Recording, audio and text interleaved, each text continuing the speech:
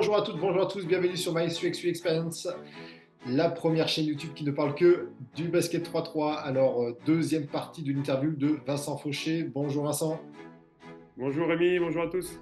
merci d'être là cette semaine. La semaine dernière, tu nous avais fait un petit peu ta présentation dans le 5-5 et un petit peu dans le 3-3. On avait commencé un petit peu à parler sur le 3-3. Aujourd'hui, donc, deuxième partie que sur le 3-3. Donc, si vous n'avez pas vu la première partie, je vous propose d'aller voir dans la description le lien de la première vidéo. Comment tu es arrivé dans le 3-3? Alors je suis arrivé dans le 3-3 grâce à Sylvain Maurice, coach des U23. Je l'ai eu auparavant à Limoges en centre de formation et on a gardé contact et voilà, il était entraîneur de l'équipe de France U23 et il pensait que j'avais les caractéristiques requises pour être un bon joueur de 3-3. Donc il m'a appelé, puis je me suis rendu au stage au 3-3, j'ai tout de suite accroché. Ça s'est bien passé, c'était à Voiron, un peu le temple du basket 3-3 depuis assez longtemps. Et voilà, on avait un tournoi, ça s'est bien passé. Donc je suis resté dedans, j'ai commencé vraiment à m'intéresser, à faire les Open Plus, la Super League. Et donc voilà un peu le début de ma carrière 3-3, on va dire. C'est avec Sylvain Maurice, qui est toujours le coach des U23. Ok, et tu as fait donc la première expérience avec les équipes de France et sur quelle compétition? Alors, ma première véritable compétition avec les équipes de France de 3-3, c'est la Coupe du Monde 2023 à Vienne. J'avais fait les stages du 23, j'avais ensuite été rappelé avec Karim Souchu en 2022 sur les campagnes. Voilà, 2022, c'est l'équipe avec Antoine Ito, Alex Villaret, Franck Seguela et Léo Cavalière qui vont à la Coupe du Monde à Anvers. Et voilà, nous, on était avec 3-3 Paris, on a fait une année. Et l'année d'après, en mai, on est parti avec Franck, Alex Valéry et Jules pour la Coupe du Monde 2023. Donc c'était ma première compète, c'était une compète senior, une compète avec la Coupe du Monde à Vienne. Ok, donc tu as fait juste les stages avec les 23.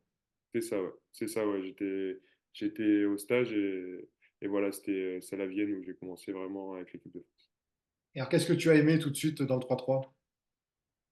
Dans le 3-3, j'ai aimé le concept d'être à 4 et d'avoir plus de responsabilités, notamment sur les temps morts où c'est à nous de réguler ce qui va et ce qui ne va pas.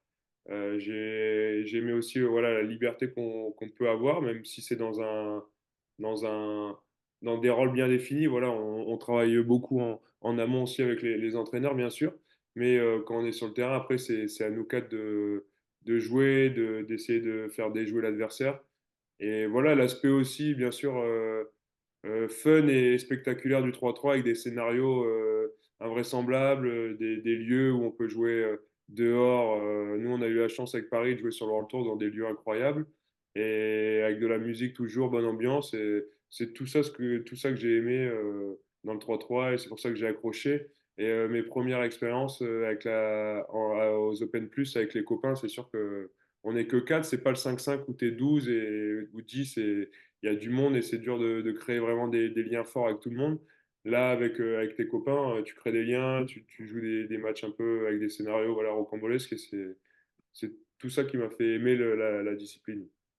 Ok. Et est-ce qu'il y a des choses qui t'ont manqué dans le 5-5? Oui, quand j'étais avec Paris, bah, après c'était une aventure, je pense qu'on va en parler par la suite, mais c'était une aventure extraordinaire. Ce qui m'a manqué, je pense, du 5-5, même si c'est un petit truc, mais c'est voilà, quand on jouait à l'extérieur, etc., il n'y a pas le phénomène de supporters. C'est les spectateurs qui viennent assister à une nouvelle discipline. Et ouais, bien sûr, on joue en Inde, Porto Rico, au Brésil, on n'a pas des supporters propres à notre équipe.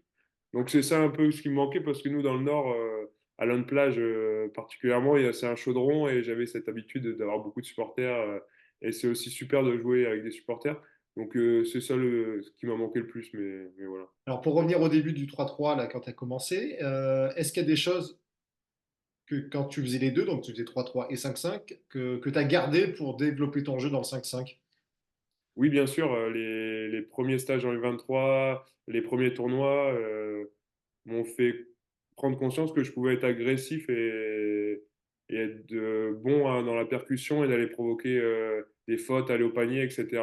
même prendre mes tirs que je prenais un peu moins au 5-5 parce que je faisais jouer l'équipe. Et du coup, ça m'a fait prendre confiance en moi et j'étais vraiment plus agressif quand je suis revenu au 5-5. Et la dernière année à Lone Plage, avant de partir au 3-3 avec Paris, je pense que je fais ma meilleure année sur le point de vue personnel et d'un point de vue collectif, on monte en N1. Donc, et je pense que le 3-3 y est pour beaucoup parce que j'ai pris conscience que je pouvais être bon et être agressif au 5-5. Quel genre de joueur 3-3 tu es? Alors oui, en joueur 3-3, comme je l'ai dit un peu la semaine dernière, je suis quelqu'un qui a un bon cardio, donc je vais être à 100% pendant 10 minutes, donner le meilleur, être un chien en défense et voilà, aller gratter des interceptions, prendre des rebonds. Et je suis assez costaud pour un petit parce que je suis un petit au basket, donc je peux essayer de tenir sur les post-up parce que souvent sur les switches, pardon, on se fait cibler et donc je peux être assez bon sur la défense en post-up. Et voilà, en attaque, j'ai pas la qualité intrinsèque de beaucoup d'autres joueurs que j'ai pu affronter sur le World Tour. Donc, j'essaye de compenser avec le jeu sans ballon qui offre des paniers faciles. Et c'est très important en 3-3, les paniers faciles, parce que ouais, c'est un rythme intense et c'est galère de marquer des paniers. Donc, si on a des paniers faciles, on les prend. Donc, c'est du jeu sans ballon, sur des courses gratuites pour libérer les partenaires qui peuvent prendre des tirs. Voilà, après, je suis agressif balle en main pour aller au panier. Et quand j'ai des shoots, c'est pas ma qualité première, bien sûr, mais si j'ai des shoots, je les prends. Et voilà un peu le joueur que je suis au 3-3. Ouais. Ton avenir dans le 3-3, c'est quoi? Vu que maintenant tu as À mon signé. avis, on a bien dans le 3-3, donc bah, du coup, maintenant j'ai arrêté l'aventure avec 3-3 Paris, donc je serai plus sur le World Tour avec cette équipe et je serai plus un pro au 3-3. Donc mon aventure avec le 3-3, bah, j'espère va continuer longtemps. Et maintenant, ça va être reprendre sur les Open Plus avec mon équipe, la Team Bishop, les joueurs de Lone Plage en N1, de Berck aussi, pour aller chercher l'Open de France et aussi trouver les Like West pour aller chercher les challengers et voir après les masters. Mais déjà, faire un challenger avec l'équipe Bishop, ça serait une super, un bel aboutissement. Et donc voilà, je vais repasser par des chemins un peu plus compliqués, mais l'histoire aussi peut être belle si j'arrive à performer avec cette équipe pour aller sur les challengers, donc le World Tour avec l'équipe de copains que j'ai pu avoir au début de l'aventure. Donc ça, c'est les mêmes qu'il y a 2 ans, quoi, à peu près, ce serait le même au Satur.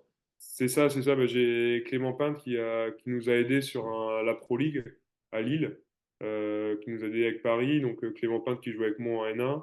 Il y a Adrien Enoch qui joue à Berck en N1. Il y a deux autres joueurs qui jouent en National 2, Simon Pinte, etc. Donc on a notre petit socle. Et comme je suis rentré, on sait qu'en mai, là, après le championnat, on va se remettre à fond dedans pour performer sur sur le 3-3 français, puis essayer d'aller sur le World Tour. Sur cette équipe Bishop, là, c'est quoi? C'est une association? C'est comment ça a été construit? Un petit peu quelle est l'histoire de cette équipe?